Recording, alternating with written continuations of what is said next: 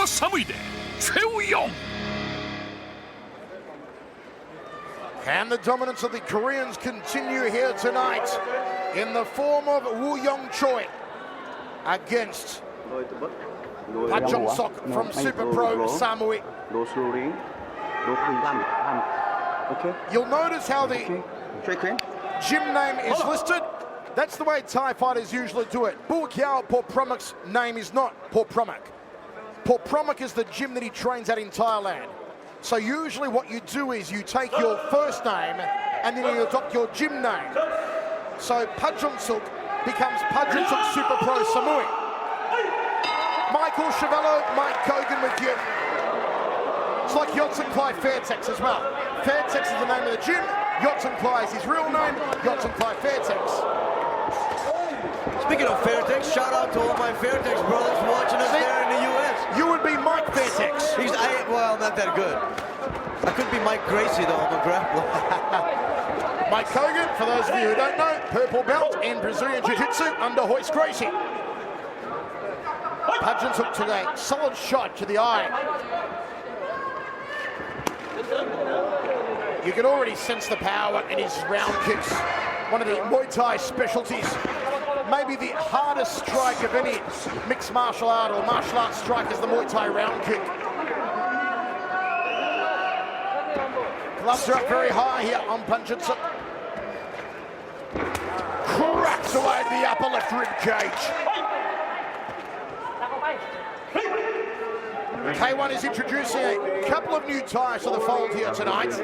Later on in the K1 Max qualifiers, we'll see former Lumpini and Mojdamoon featherweight champion Sagatbek. That'll be interesting. Word is that Buakiao Porpromuk has been asked to actually compete in the lightweight division of K1. Can Buakiao make it down to 63 or less kilos? That would probably be a tall order. I mean, Buakiao is a big 70-kilo fighter. For him to get all the way down to 63 kilos may be a challenge.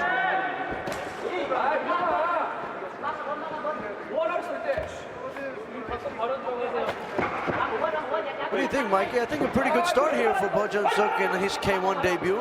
I think so. I'd like to see him string together some combinations. He's relying on the typical Muay Thai big power shots off his legs, and he's getting countered by quick shots like that. Muay Thai fighters do tend to start very slowly. Usually Muay Thai fights are 5 3-minute rounds, and the first 2 rounds are spent in the fueling up process.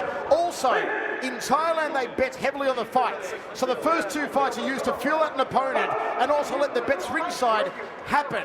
You can't do that in K1. You can't start slowly. You give up the first 2 rounds, you only got 1 more round left to make it up in. Right, and that might be what Choi has to his advantage, and that is his extensive K1 experience. However, so far they both seem to be in the filling out process, or Pajonsuk seems to be pretty good at neutralizing any really serious attack that Choi can provide him. I like that everything Pajonsuk throws, he is throwing it 100%. If he lands one of those clean shots on the liver or the ribs or the neck, Mike, it's going to be good night, Irene. I noticed that from the opening round, opening bell. I said every kick that guy throws is with mean intentions. Well, hopefully one of the things he has worked on, that is increasing his workload, so he can do that here in the second round, because you're right, you cannot lose rounds in K1 because it is only 3 rounds, and unless you're in a tie situation, you're not going to get to the extension round. That being said, Mike, when we've seen even seasoned K1 fighters that come from Muay Thai background do that, so hopefully. Now there is something in these replays I want you to see, guys. If you watched last night's show, I was talking about this, how Muay Thai fighters, traditionally when they kick, especially on the legs, they do what's called a chop, and they drop their lead hand to get even more power on the back leg. Now, if the Korean Choi can time the dropping of Pajonsuk's lead hand when he leg kicks, he could counter with a straight right cross. We'll see if he'll be able to exploit that here in the second round. Hard to do, Mike, but very possible. First round, 2 judges giving it a draw, 1 judge giving it the way of Pajonsuk. And the Thai opens up with some pepper. Left hook outside thigh kick. Just everything is being thrown at 100% power here from Pajonsuk. Look at that right hand as sweat flies off onto our ringside paparazzi.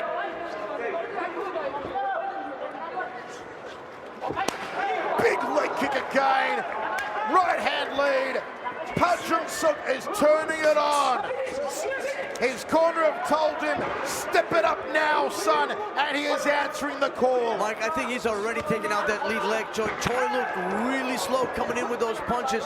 Those are devastating, devastating leg kicks from a Muay Thai specialist. I mean, even if you check them, they're devastating.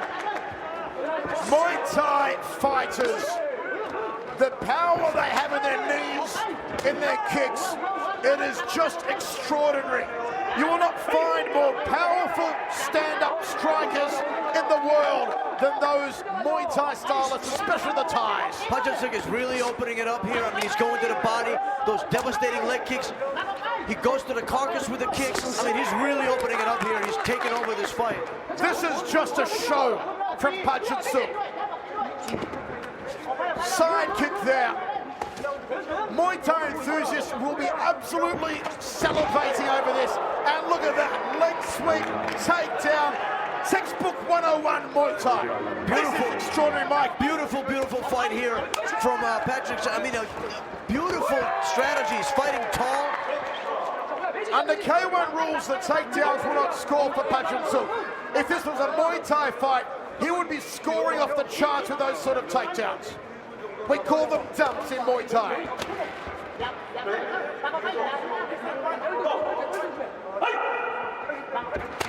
This is in the 70 kilo class. This is in the K1 max weight division. As they're grooming new Thais to come through.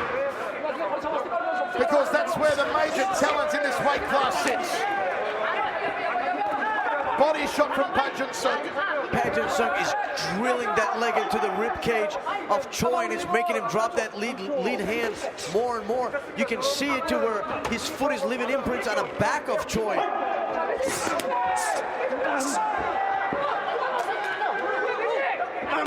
Oh, right hand lead! Puts the nose through the back of the head. Just dominance here from Pajonsuk. This guy is scary, Mike. This guy is scary because I'll tell you one thing, not to take anything away from the great Bokal, but this guy opens up far more than Bokal does. Really taking advantage of everything from leg kicks to body kicks, opening it up upstairs. See that at the end of the round. Double leg kick. Mike, those leg kicks are brutal. I mean, we have earphones on. We're being fed the ambient sound, and we can still hear those leg kicks are devastating. Boom! Look at that! Look at that! That is why the Muay Thai leg kick is such a feared weapon. Boom! To the round kick to the rib cage. My word, that just pains me looking at it. Scary, really, really scary stuff here. And I glance over to Peter Ertz, himself a former Muay Thai world champion. He gives a thumbs up. He points to Pajonsuk because big Peter Ertz, Mr. K1, is loving this. Second out. Daniel Gita is ringside. I'm sure he's appreciating some of these power leg kicks. He is indeed. We see the governor, Ben Edwards, ringside. Final round. All three judges giving the second to Pajonsuk. And he goes to work on that leg. It is ripe for the picking. Choi can only take another few kicks. I say 4 or 5 more clean kicks and he goes down. Mike, I will be shocked if he makes it out of that round. That front leg is tenderized. You can see it when the fighter starts to try to scoop up the kick and just try to block it with his hands. He's in a lot of pain. Look at that, little body talk. Gets the dump again, Pajonsuk. A flawless performance from the Thai. Oh, the big kibosh! Beautifully timed. That'll seal it. That'll do it for this fight. That's a 10-8 round already guaranteed. Mike, one of the most impressive K1 debuts I've ever seen. Of any fighter, especially the Muay Thai fighter. I mean, he opened up a seasoned veteran in Choi. Choi's no pushover. This guy has 36 fights. He had 20 knockouts. He's a real deal, folks. Look at this. Right hand. Inside thigh kick to the femoral profunda. Choi is not going to be walking with that leg tonight. He'll be limping all week. Oh, this is painful to watch, but oh, so beautiful. He leaned back like Fat Joe and countered with a leg kick, Pajonsuk. Faultless, flawless, he's smiling. Nastiness. This is awesome. Where else are you going to see striking like this? I mean, Mike, it's just a pleasure to watch. This guy's a combination of skill, dedication, and just brutal strength. I mean, you can tell every kick, every punch has mean intentions. 1 minute 15 remaining. And so far, not one single warning for the rules. He's adapted to the rules just fine. Look at the evasion. Look at the way he leans back. Look at the jab here and the outside leg kick again. That lead leg is battered purple and brown and yellow. It's a kaleidoscope of punishment as he eats the leather again off the right Choi. Pajonsuk weaves, turns, back to centering. I mean, heads off to Choi. Switches to southpaw, back to orthodox, then to southpaw, back again to orthodox. But you gotta give Choi some props. This guy is taking brutal punishment, and he's still moving forward, and he's still wanting to do something here in this fight. It's just not gonna happen, because Pajonsuk is fighting a perfect fight. I would not be surprised to see Pajonsuk get an invite, maybe as a reserve fighter in the K1. Oh, I would be shocked if he doesn't. It would be the gross injustice, if I've ever seen one, if this man is not invited as an alternate. There are 2 reserve fights in the finals. He deserves to be there. You do not get a K1 debut better than this. Phenomenal. Look at those round kicks. Look at the evasion. That, Mike, let's applaud it, because that was just champagne. Phenomenal performance, folks. A real treat here for K1 lovers, and the Muay Thai lovers well represented. And we've got a treat coming up for you later on, folks. Sugar Ray Sefo, we've driven him here for the business end of the card. He will commentate with us in the final 5 qualifying fights. We'll be joined by Sugar Ray Sefo very shortly for those final 5 K1 Max qualifiers. Ray has just handed us an energy drink, I believe, that I cannot read one word on it, Mike. I hope it's safe. He said I might draw wood from this. I'm afraid to drink it. I think it has rhinoceros semen in it. Something, yes. I don't want to scare off the ring girls. Why are the 2 photographers looking at us and laughing as we're opening these bottles? What is this?